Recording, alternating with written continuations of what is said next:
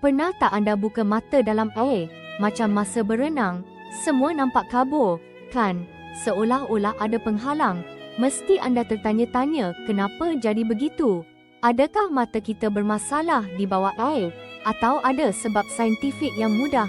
Mari kita bongkar misteri penglihatan kabur di bawah permukaan air ini bersama-sama sekarang.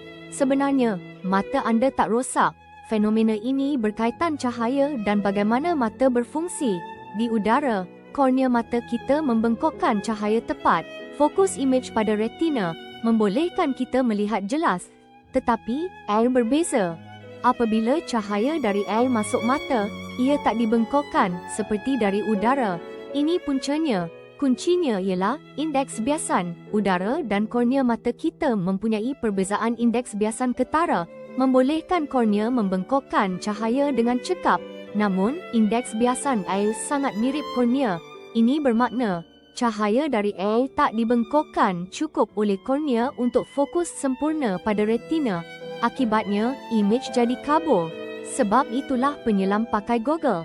Ia mencipta lapisan udara depan mata, mengembalikan perbezaan indeks biasan yang diperlukan untuk melihat jelas bawah air. Hebatnya fizik.